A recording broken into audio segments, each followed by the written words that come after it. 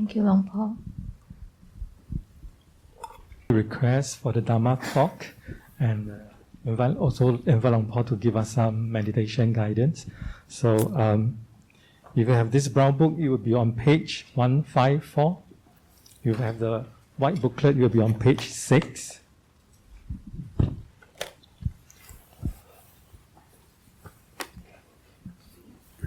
So we will just chant the Pali version. All right. So just to take note that for the second verse, okay, Kanta Jali Anand.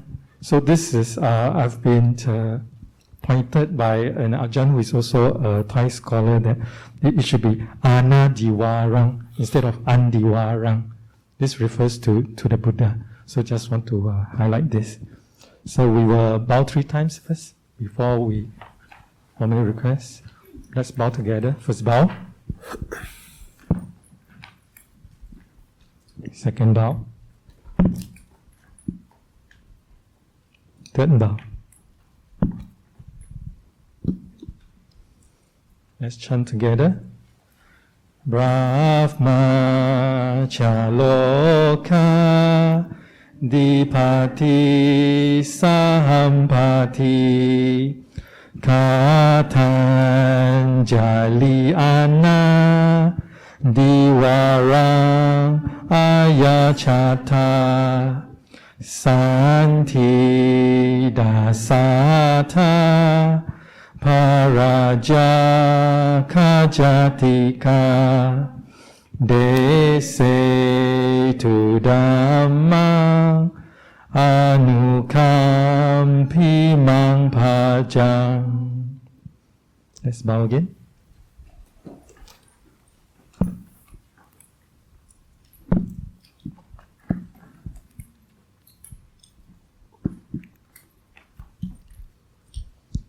Please be seated.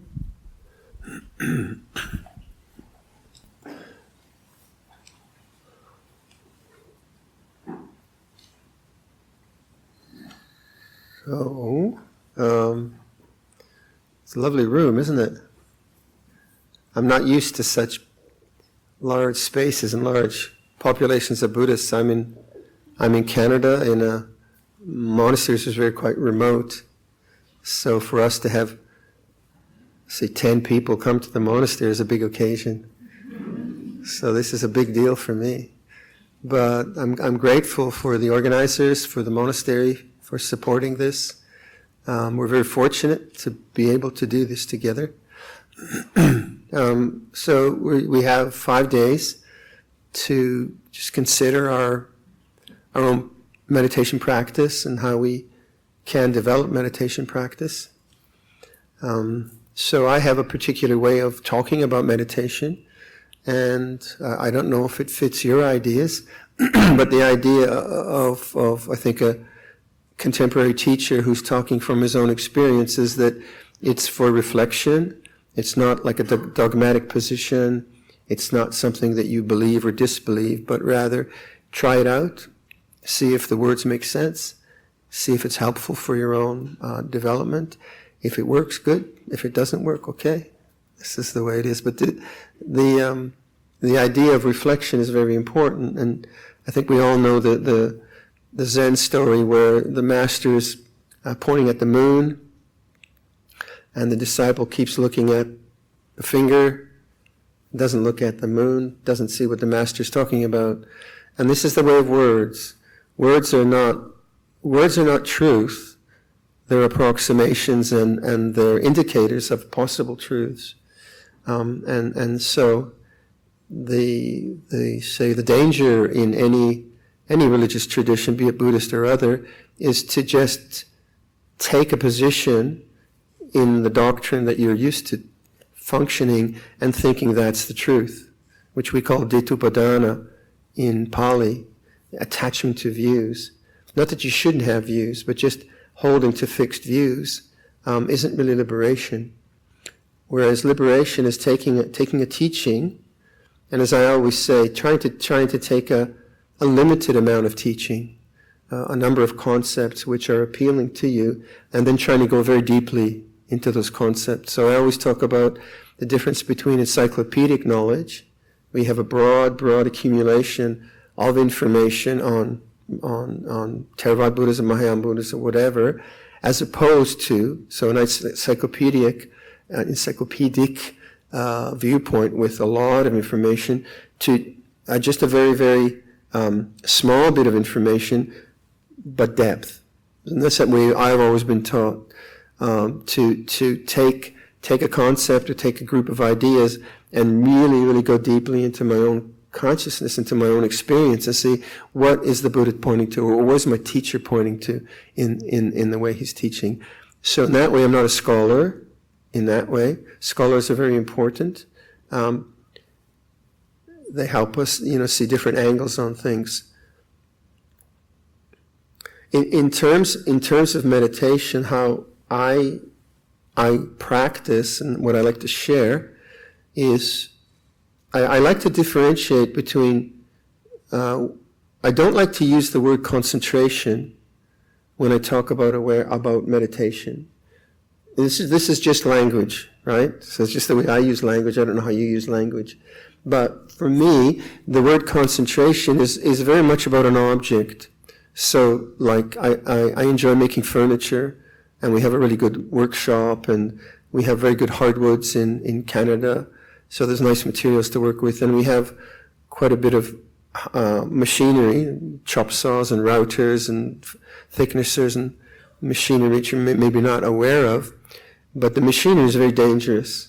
It's running at 20,000 revolutions per whatever, and they're very sharp blades, and the wood that I'm cutting can if I don't put it in right, it can shoot back at me. I can get my fingers stuck into the saw. So it's actually a very, very dangerous activity, but it's also very absorbing.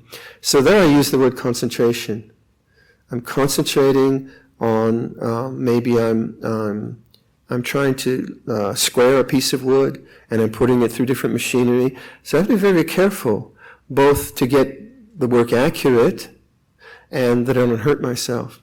So I use concentration that way. Now the thing about woodworking or any other kind of more intense activity is that the object is very interesting or very dangerous, and the object gives me the objective exercise, shall we say, gives me the vitality to stay focused. Right? If I don't stay focused, I lose my fingers, or I lose the work. Now meditation, we're not using a exciting or interesting even object. We're using very ordinary things like breath, sound, mantra. So the object doesn't really attract you in the same way. It doesn't have the energy to attract you. It's not dangerous. It's not exciting. Like we could do a retreat on horseback riding. That would be interesting. We'd all be very aware because we'd be afraid of falling off the horse. And you say, well, I was very aware there. Yeah, but you needed the horse. Now we don't have the horse. We don't have the saw. We just have our own minds. So when I think of meditation, I think of more how can I relax the mind rather than how can I focus on something. So my concern in meditation is more about awareness than about the object of awareness. You see what I'm saying? So right now I can focus on a person just left the hall. Okay, I can see them, they're walking along there. So now my attention is on the object. But also I can just remove my kind of going out into the objective world, and I can just be very receptive and just allow visual image to come to me and just be the knowing. So this is a word that Luang Por Sumedho uses a lot, be the knowing, be awareness itself. Knowing in this sense is not knowing in a way of 2 and 2 equals 4. It does, doesn't it? I think 2 + 2 equals 4. It's not that kind of knowing. It's the knowing of present moment awareness. So when I just sit here and I'm aware of this room, and I'm not emphasizing the room, I'm not emphasizing this beautiful lighting or the people in the room, I'm just emphasizing the sense of presence. Then, for me, the language I like to use, I'm in a kind of receptive mode, call it receptive awareness, or knowing, or a puru, or be the puru is in Thai, be the knowing, and so on. And that, to me, takes me to a background. The background which is consciousness or which is awareness. Now, that's a model I like to use in my own meditation, foreground and background. So let's say there's a I like to use sound. Let's say there's a very loud sound on the porch. Maybe someone is using some kind of a machine to cut something. Okay. So my attention goes out to the sound, right? That's normal. I check it out. Is it dangerous? So my mind going outside is one way I operate. I'm always on objects. Or I can then not go out and just let the sound come to me. If I let the sound come to me, then I'm emphasizing more awareness. When I'm listening to the object, trying to figure out what it is, then I'm emphasizing the object. You see what I mean? And then when I just let go of going out, as it were, and just sit here and just let the sound come to me, then I'm emphasizing awareness. And so that, the model I like to think of as a metaphor is background and foreground. So the sound is the foreground, and the background is awareness. Now, we usually don't pay attention to the background because we're so involved with the foreground.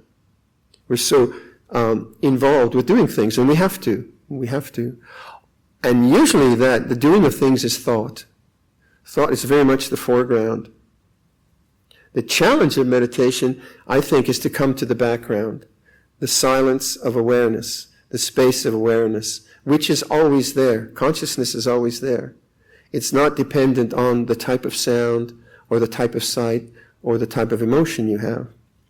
So again, the model I like is a very, very simple model, which Luang Por Dun's teaching, I think, describes for me very, very well. And many of you might have read this model, but it's a different take on the Four Noble Truths. Four Noble Truths, there's suffering, its cause, its end, and the path. Cause of suffering is attachment to desire. Nirodha is the cessation of desire, and the path is the realization of the cessation of desire. So that's a very important model that we have. The other model that Luang Por Dun suggests is the mind. So see if you get this one, if you haven't seen it. The mind going outside is the cause. The result of the mind going outside is suffering. The mind knowing the mind is the path. The result of the mind knowing the mind is the end of suffering. So, as an example, the sound begins. It's a very grating sound, very noisy. I've come here for peace. And so my mind goes out, but it doesn't just go out, it goes out with desire. I don't want you, sound. I want you guys to be quiet. Now, if I'm in charge of the retreat, I can go out there and say, please be quiet. That's fine. But let's say I'm not. So the mind going outside, it goes out. And why does it stay out there? Because I don't want that sound. I want silence. So the wanting keeps me out there. But if I just say to myself, oh, wanting feels this way, or annoyance feels this way, then what do? I'm aware of the object. I'm not out there in the object. And then I'm emphasizing awareness. If you've been listening to Luang Por Sumedho's talks, if you haven't, please do, because Luang Por Sumedho's now 90 years old, and he's been giving a lot of teaching, and you'll notice that he always emphasizes, it's like this. Now that is the most simple tautology you could think of. How else could it be but like this? You say, well, big deal. But I think what he's asking us to do is when you say it's like this, you go to the silence of the mind. It's not a commentary on what it's like. It's the silence of knowing. And when you can touch the silence of knowing, it doesn't matter what it's like. It can be noisy, it can be quiet, It can be painful, it can be beautiful, but you're emphasizing the awareness. It's like this. If you say it shouldn't be like this, then you're emphasizing the object. If you emphasize the awareness, it's like this, then you come to the silence and the background. And as you abide with the background, with awareness itself, then the foreground of emotions and thoughts, they still come and go, but that's no longer your reference point. Your reference point, mind knowing mind.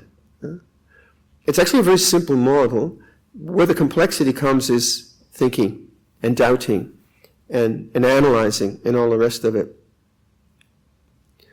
The way I meditate then is trying to consider that model experientially. Remember that awareness is an experience, it's not a concept. So you can use awareness, you can use sati, you can use sati sampajanya, you can use puru, you can say now is the knowing, you could say present moment consciousness, you can use many, many words, but it is one experience, the experience of awareness. So don't get too much caught up on words. So one of the very difficult objects not to be caught up onto is doubt. Sometimes we study so much, and we have so much information that we are constantly consuming thinking. We do consume thoughts, don't we? Or thoughts consume us, whatever your way. And as long as we're into the thinking mind, that's not wrong. We need to use thought in our analytical lives. But in the spiritual life, we have to learn how to not attach to thinking. And how do you do that? Well, you don't do it by getting rid of thinking. You begin to see thought as an object. You are not your thoughts. You are not your emotions. They come and they go. This is very difficult. It's very difficult to actually witness thinking as thinking.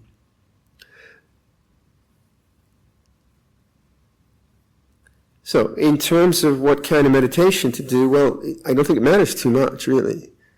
If you're too technique oriented, then you can become very mechanistic. You just have this technique, someone tells you to do it, watch your breath, do a mantra, and you become very mechanical. And you just kind of think, if I just do this activity. But I think a mechanical approach or an attachment to technique is I don't think it's intelligent. And intelligence is that, like, say, if you're a tennis player, right? You like to play tennis. Each opponent that you play on the court is different. Each day is different. And your intelligence is going to say, okay, this person has a good serve, but they're not good on lobs, or something like that. And you use your intelligence to play the game.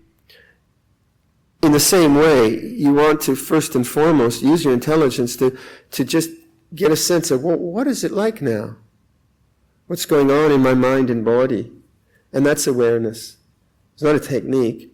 And then in that sense of knowing and being aware, then you just simply look at cause and effect. When I do this, what's the result? When I do that, what's the result? Is it a good result? Is it a bad result? One of the great traps of meditation is reading about attainments or having experiences, and that leads to a lot of craving. You hear about certain levels of experience, certain types of experience in meditation. Maybe you've had some experience. Maybe you've been in an interview where someone has had some fantastic experience. And then you begin to try to find an experience. Trying to find an experience is not awareness. Right? Awareness is the way it is. So each meditation you have to begin again. So we say Zen mind, beginner's mind. We have that common phrase. You begin again. But you do have a body of experience. You have a body of practice, just like the tennis player has a body of practice. And so you want to use intelligence to say, okay, what's going on now? How do I apply my mind to the way things are in the present moment? If you get caught into trying to get something or get rid of something, then you're into tanha. And so the attitude of meditation is about non-desire, desirelessness, non-becoming, non-resistance. Vibhava tanha is resistance. I don't want this mind. I don't want thought. So I try to get rid of thought. Bhava is like, I want to achieve something with my meditation. But the way of letting go is to take the present moment and work with that. So the language you'll find me using is non-becoming. So I use the negation. So non-becoming. Well, how does that affect you? Well, for me, it affects me. No, it's not about the next moment. It's about this moment. Being aware in this moment, present moment reality, akalita Dhamma. Non-resistance. I use that word a lot. Resistance is trying to get rid of something, trying to get rid of pain, trying to get rid of thought, trying to get rid of negative emotion. Non-resistance.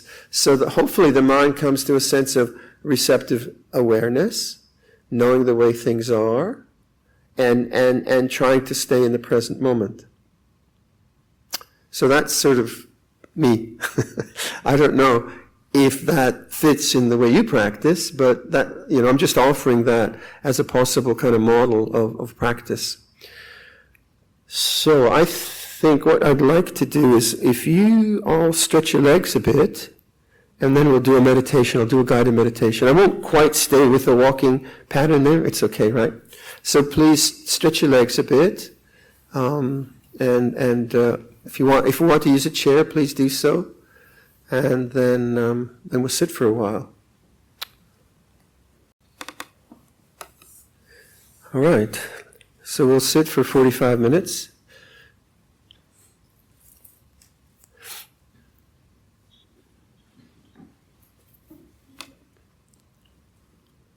So take a posture which is stable.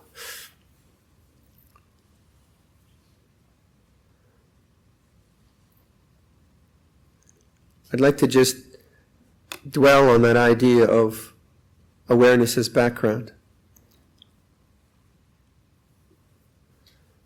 Listen to sound.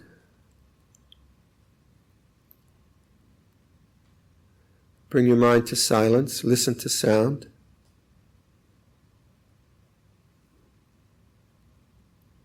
Emphasize the listening rather than the quality of sound. Just let the sound come to you.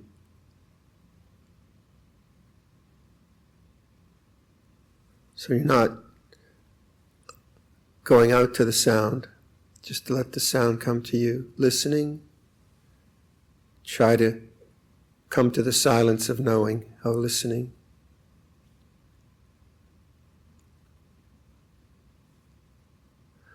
So non-becoming, we're not trying to get anything.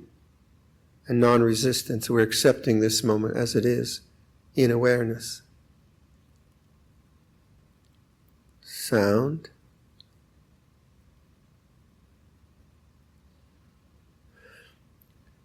Bringing your attention to another sense door, feel the hands, feel your hands. Feel the warmth and tactile sensation in the hands. Let that come into consciousness. You're not concentrating on the hands. You're just allowing the feelings to become conscious.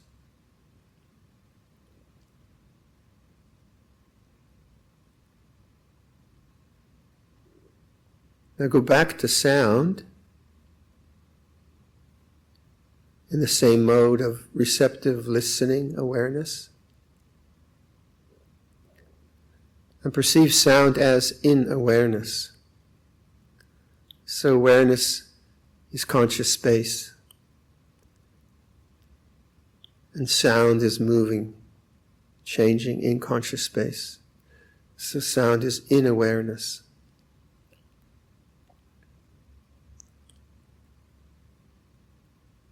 And go back to your hands. Feel the tactile feelings in your hands. Emphasize the awareness. Let it come to you. And perceive feelings in the hands as in awareness.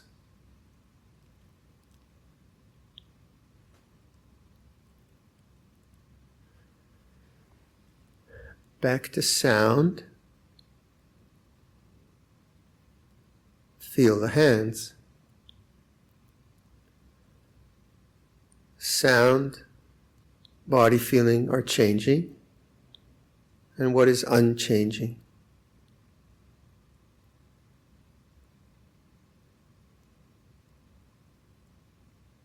Awareness is unchanging, it's the background. Do that again. Sound is in awareness.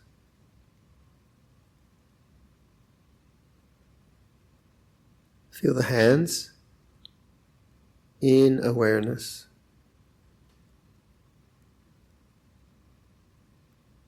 Awareness is the same. It's not an object, it's the knowing. Be the knowing. Be that awareness. Be aware.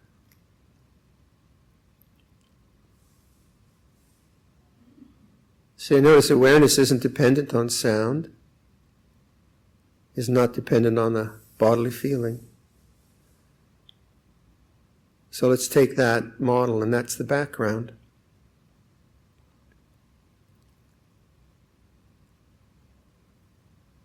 So with that idea in mind, bring attention to breathing. Feel the breath. Feel an in-breath.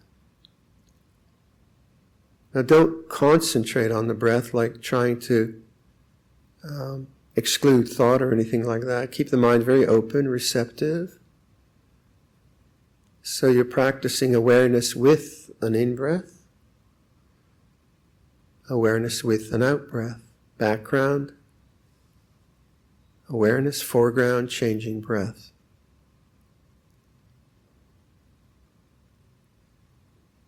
So sustaining receptive awareness for a whole in-breath, for a whole out-breath. Being the background for a whole in-breath and a whole out-breath.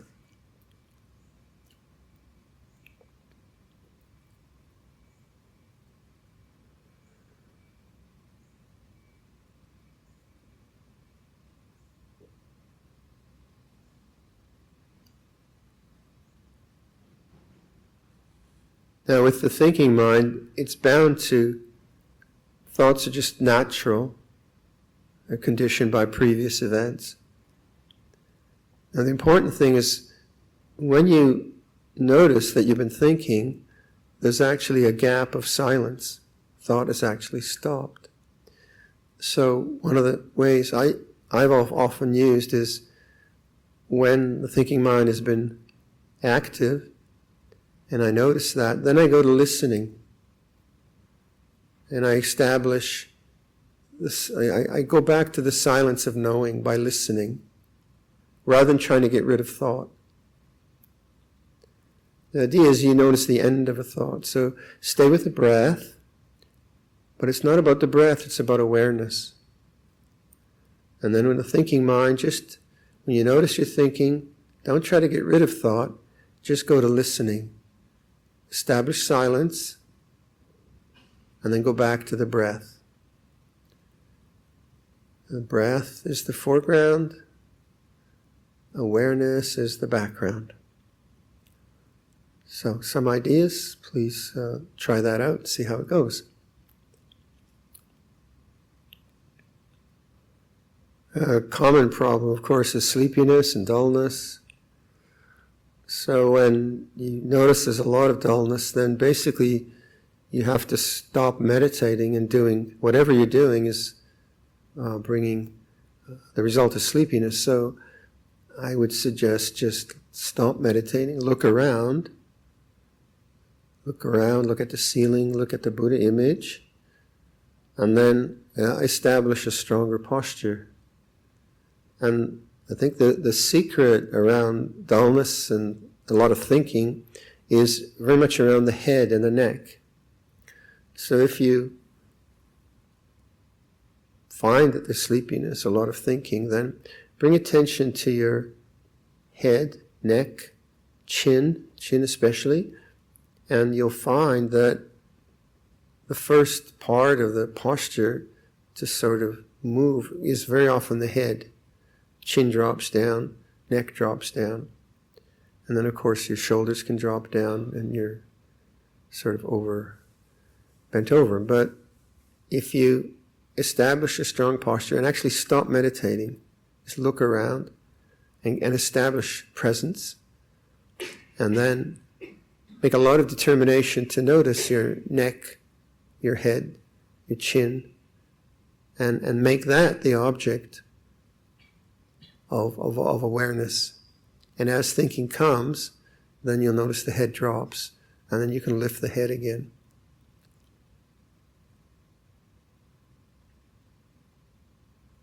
So with a lot of the thinking mind, you have to be very patient and just come back to the same principle of being awake. But one good thing, of course, is to notice the mood of the mind. So if you have some resentments coming through from something that happened yesterday, or you're worried about some family problem, then the mood, the worry, or the resentment, conditions the thinking, obviously. That's self-evident. So if you name the mood, label it, worry or resentment, that gives you more objectivity, you know that the thinking is driven by some previous karma. And then you're more aware of it as an object rather than being the subject that's caught up in the thinking. What's the underlying mood that is driving thoughts? So that takes intelligence, observation.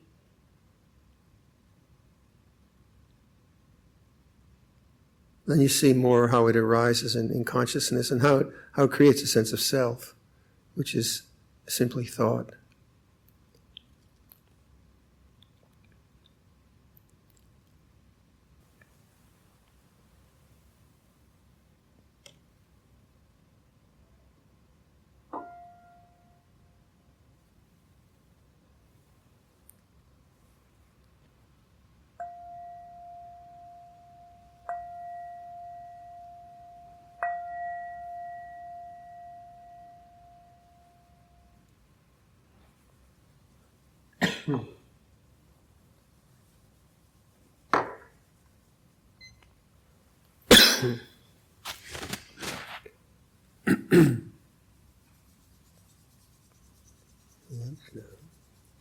Lunch now.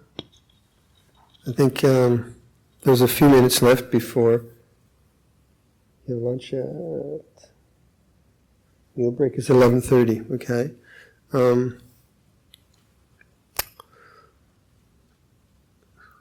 If you take that model into walking meditation,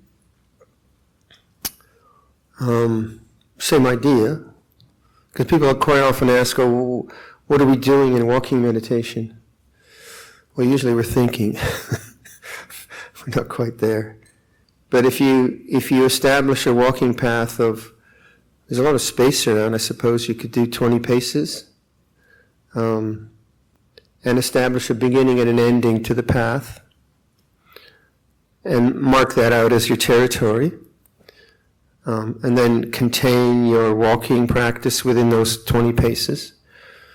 And then contain it within a time frame. So, let's say the meal is at 11:30. So you decide maybe 45 minutes or something like that. Are you going to ring bells? No. You're going to ring bells. Okay. So let's say 45 minutes, and that gives people time to prepare for lunch. Okay. Let's say we do walking meditation for 45 minutes. So you have these time frames, and you have a territory, and that's your kind of container.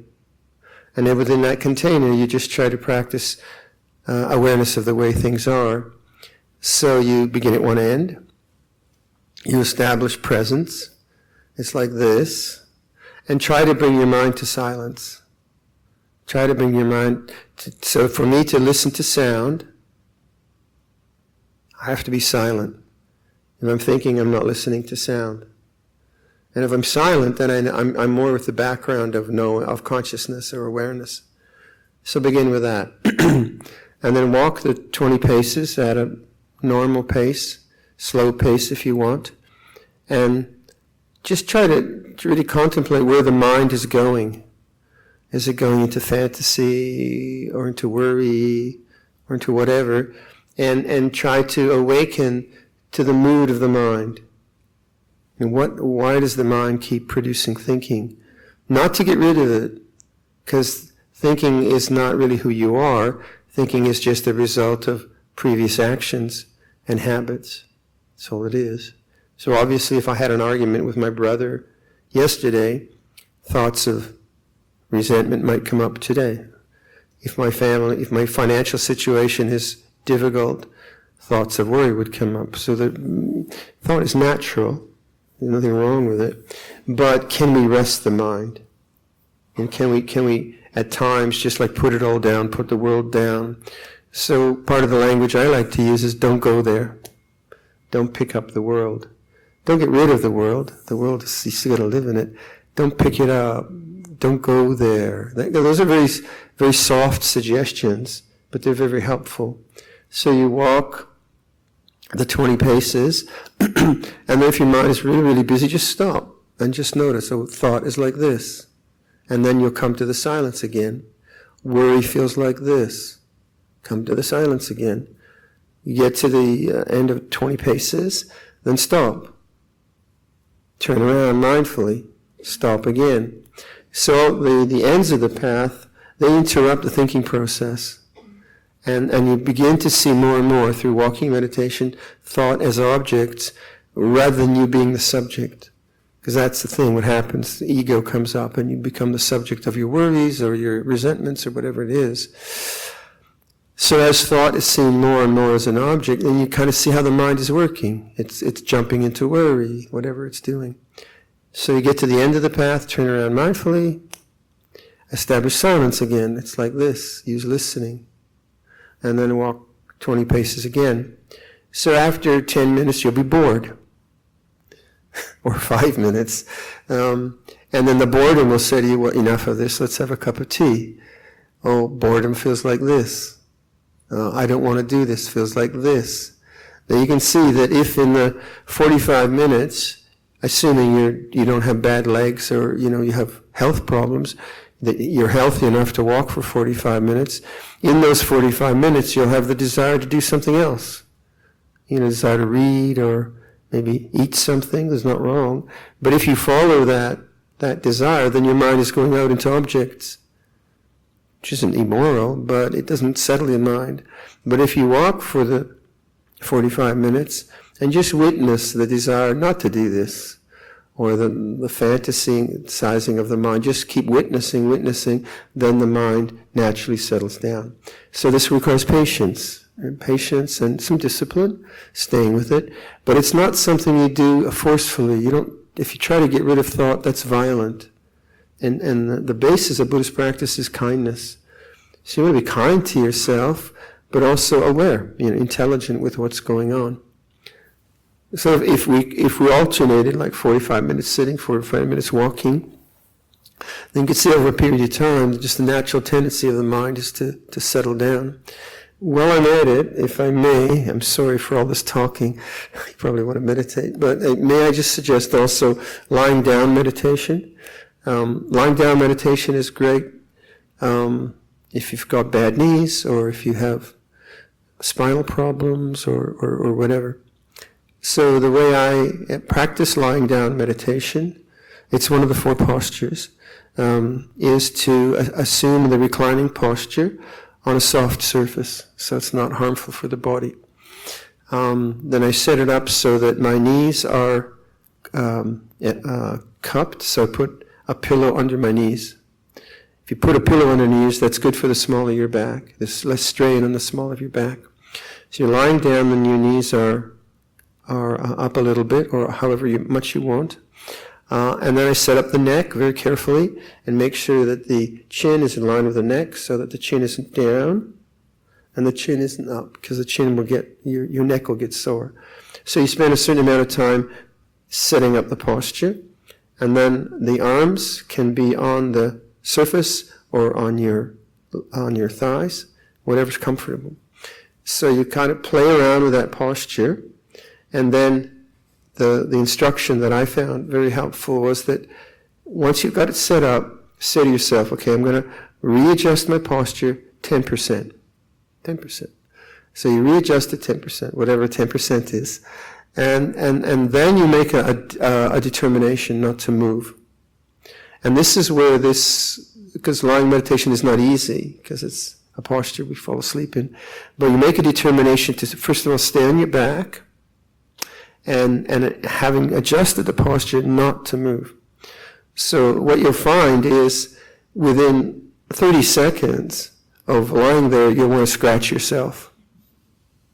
Or you want to just change your left shoulder just a little bit. Don't do it. And then you'll want to roll on your side. Don't do it. If you roll on your side, you'll be asleep. So you'll find that actually there's a kind of restlessness that is not really related to pain. It's just the restlessness of the mind-body construct. So if you use stillness then as the main meditation method, and you use full body awareness. So by full body awareness, you're just aware of the body as a vibrating energy system.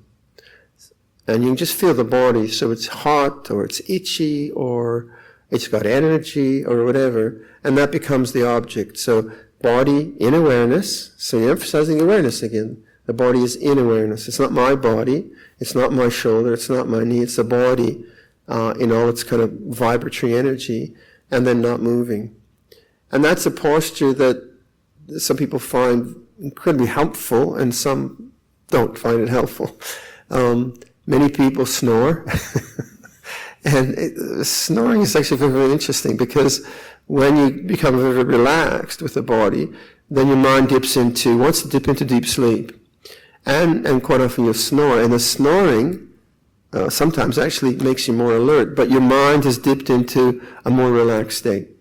So it's a very interesting posture to I think, investigate, and especially if, like, holding the body up has a lot of resistance and difficulty. I found many people who have arthritis, or there was one gentleman who was in terminal care for kidney, I think his kidneys or his liver cancer, and he had given up on meditation because he couldn't sit cross-legged. I said, no, why don't you try lying meditation? Yeah, and he was there. He could do that.